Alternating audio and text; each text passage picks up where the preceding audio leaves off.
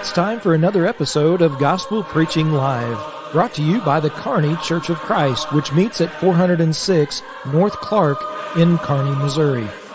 Make plans to come out and visit the brethren, who look forward to seeing you. And now the host of Gospel Preaching Live, Richard Dodson.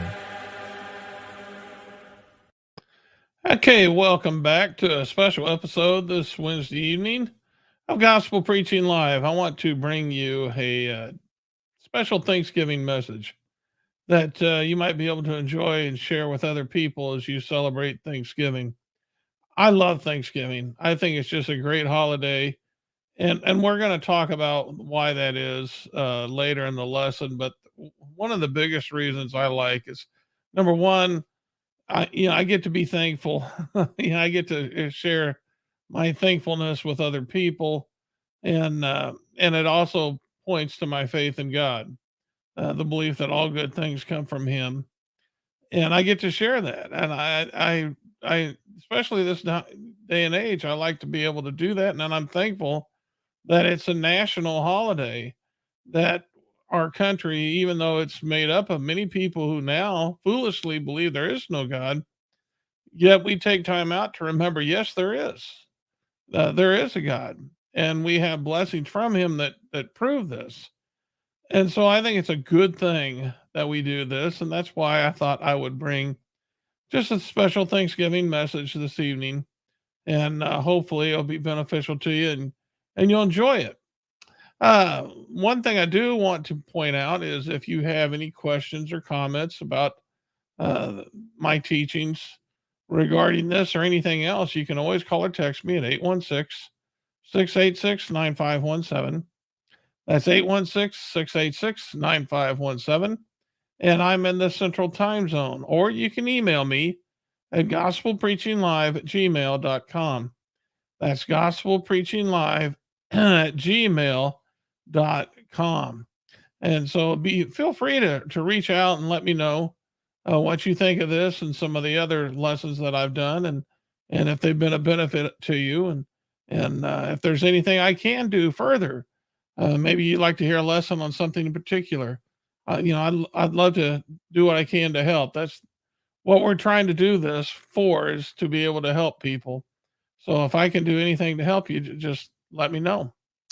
Okay, let's go ahead and jump into the lesson. The title may sound familiar to some of you, and that's because it's to an old song. And I'm going to bring it up kind of big. It's called "Come Ye Thankful People, Come." And there's a story behind this. This song's new to me. And the reason it is because on a Facebook group I belong to, it deals with history in my area. And someone had posted a picture back in the 60s of the front page of the local newspaper, and it showed the harvest in the county out here. The farmer, he had his corn stacked up in a pyramid, and all across his field. Of course, they don't do that anymore, but they did then. And they had a verse of this song on the front page of the paper. And I thought, wow, that's a really good poem. And I was really taken back by it. And I thought, I wonder who wrote this. And so I just took the whole poem and Googled it, and out came this song. And again, I had never heard the words of this song before, but the more I read the verses, the more I just fell in love with it. And let's just go ahead and read it. And again, you may be familiar with it, but the whole sermon's based on this song, so I think it'd be wrong for me not to read it. But it says, "Come, ye thankful people, come, raise the song of harvest home. All is safely gathered in ere the winter storms begin. God our Maker doth provide for our wants to be supplied. Come to God's own temple, come, raise the song of harvest home." Okay, well, that's Thanksgiving. And that's what I saw. I read that first line and I thought, well, that's a nice poem. And it really reminds me of Thanksgiving. But now the rest of these verses start getting into it a little deeper. And it actually starts making a spiritual comparison. Let's look at verse 2. "All the world is God's own field, fruit unto his praise to yield. wheat and tares together sown, unto joy or sorrow grown. First the blade and then the ear, then the full corn shall appear. Lord of harvest, grant that we wholesome grain and pure may be.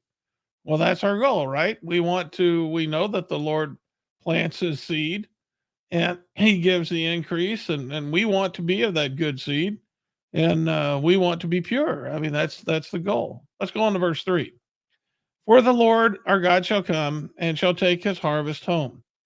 From his field shall in that day all the offenses purge away. Give his angels charge at last in the fire the tares to cast, but the fruitful ears to store in his garner evermore. Well, that's about our hope. That's talking about the last day when Jesus comes again, and all is gathered, and those who are evil will be parted on the left, and those who are accepted by the Lord, who have been good, they will be going to heaven and being with Jesus forever. So, I mean, that's a great song to think of in regards to Thanksgiving. I mean, it actually points to our hope. He says, even so, Lord, quickly come. Verse 4, bring thy field a harvest home. Gather thou thy people in, free from sorrow, free from sin. There forever purified in thy garner to abide. Come with all thine angels come, raise the glorious harvest home. And now I love this song. And because living where I live, I see, just driving to church, I see farmers working their fields. And I go through, I see them prepare the soil in the wintertime. Well, just today, I had to drive to the church building, and I saw there was a farmer. He had the big tanks out there, and I think it's nitrogen. Maybe they put into the soil, but I'm not a farmer, so I don't know. But I think that's what they were doing. But his harvest had already been gathered in. And he's preparing for next year, and I watched that.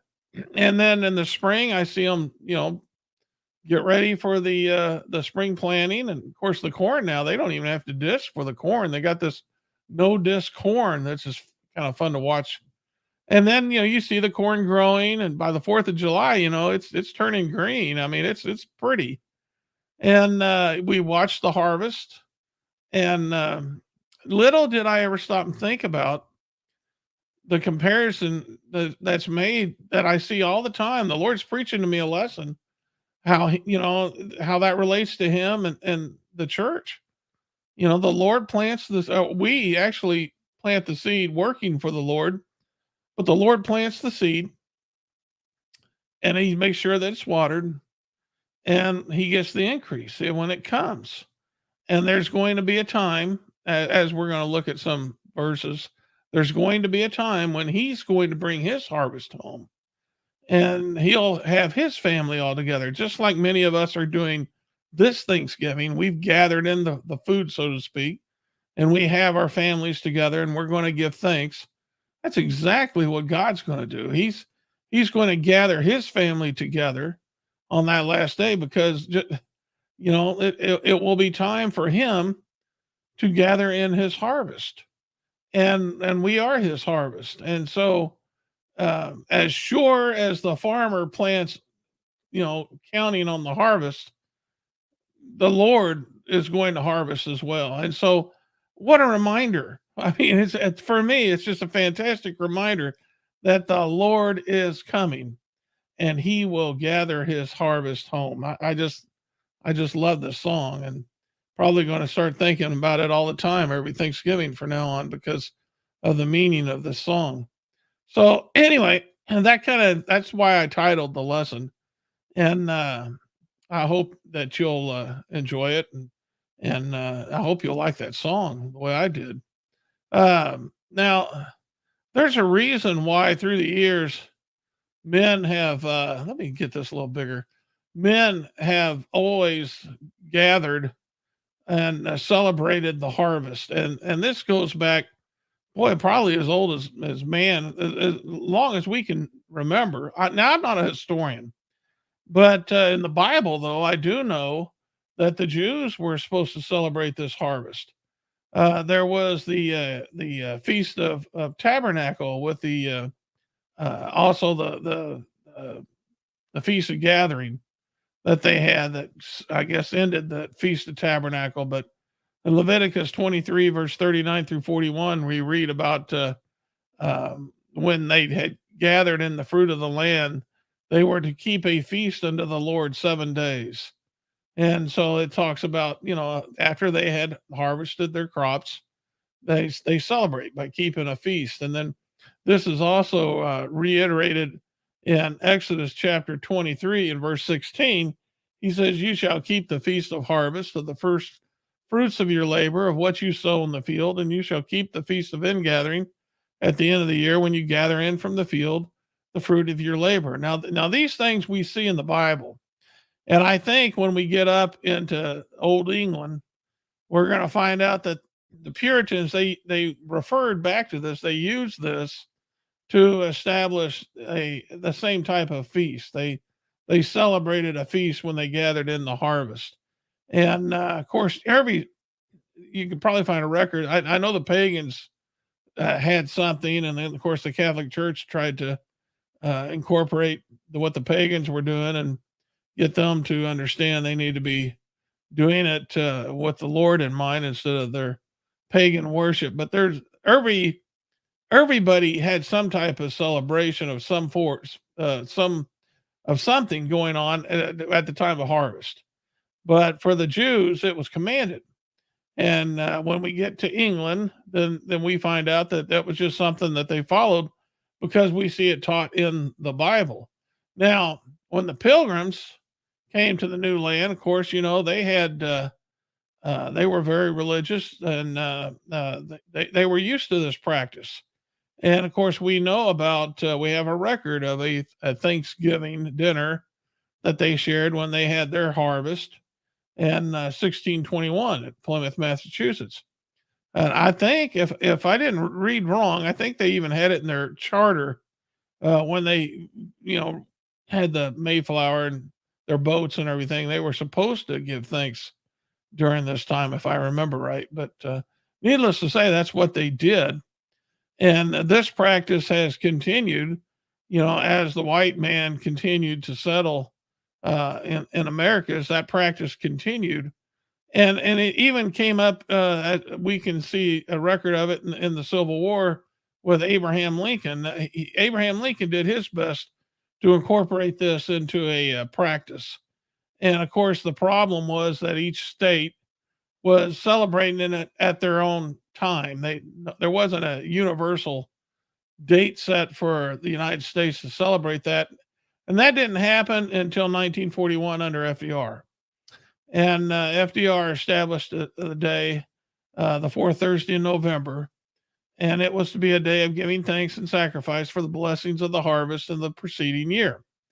And so that kind of tied it all up. It's a national holiday, and it all got sewn up together under FDR. And so again, I'm thankful it is a national holiday.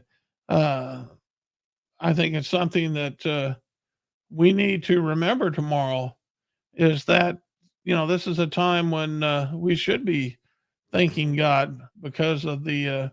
Doesn't mean that you have to though, but it's a good thing to do. It's always good to think of God and the blessings that we have. But one thing I want to point out, this Thanksgiving feast or holiday, while it is acknowledged by our government as a national holiday, no Christians are bound to it. I mean, it's not a religious holiday at all. There's nothing in scriptures that says that a Christian has to observe Thanksgiving. And so, and the reason is because every day is Thanksgiving for a Christian. We give thanks every single day. And I mean, let's look at some verses that kind of point that out. The first one being First Thessalonians chapter 5 and verse 16 through 18.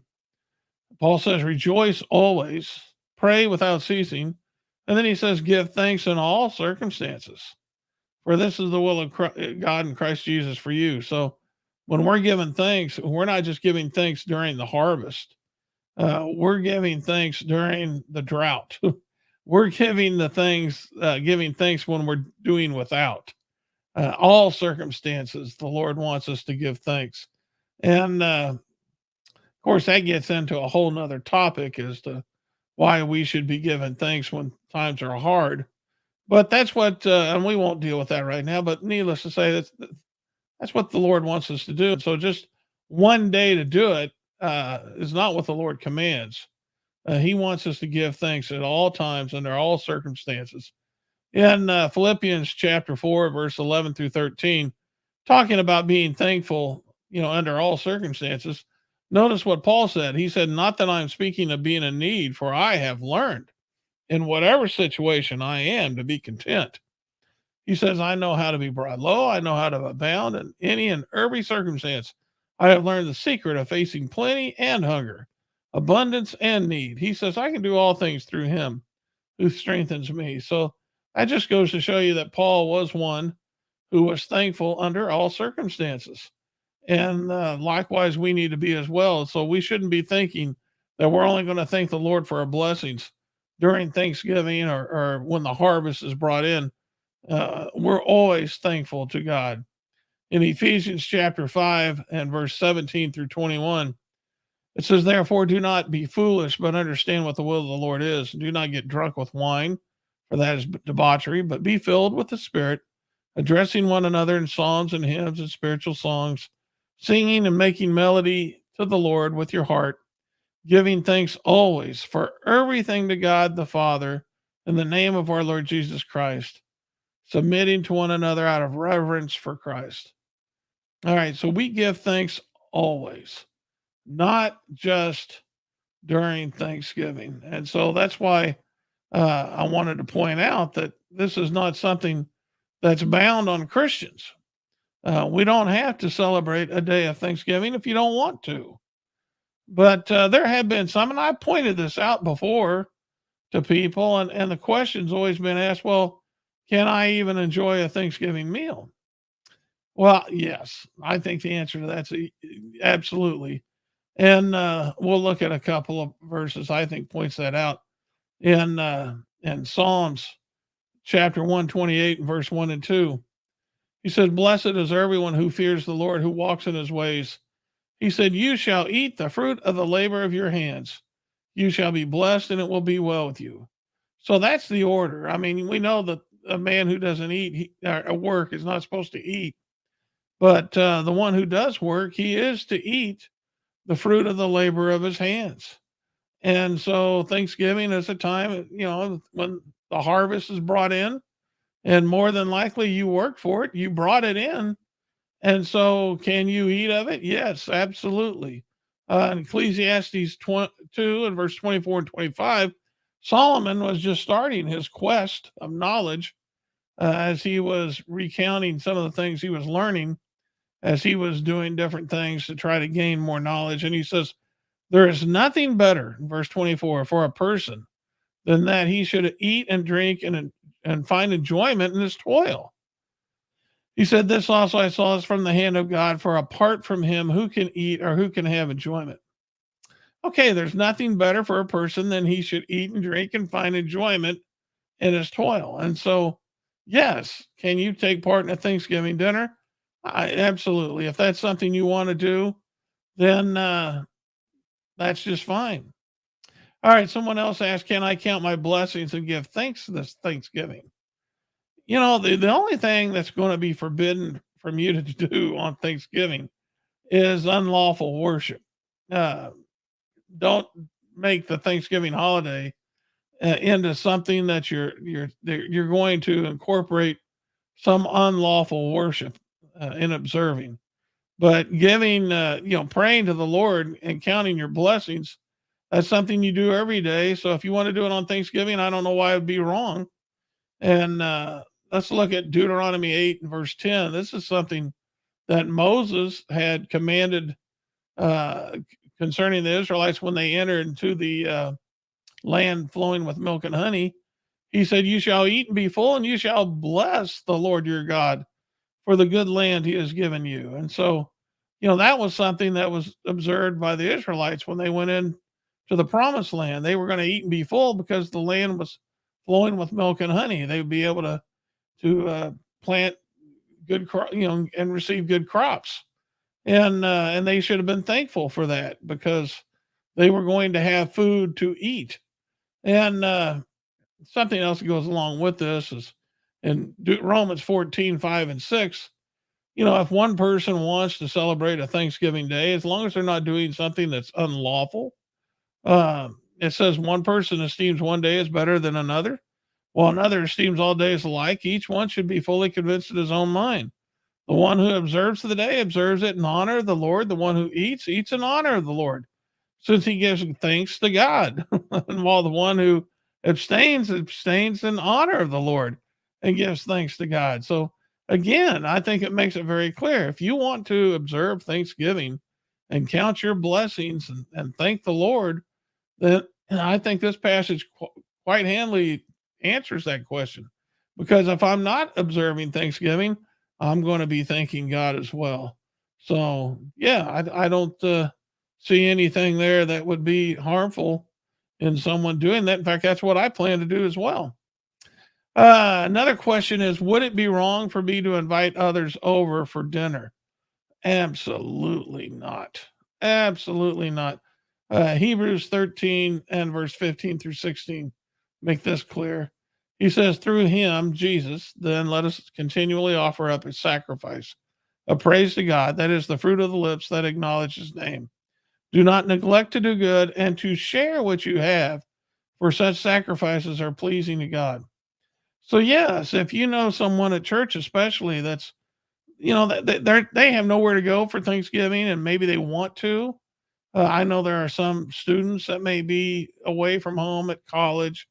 There may be people who've been transferred and their families are back home. There may be some widows or widowers, countless circumstances where people might be alone who would like to share the day with someone. Invite them, especially those of the household of faith. But invite them and invite those who are not just Christians. Invite them as well. In fact, I'm going to go one step further.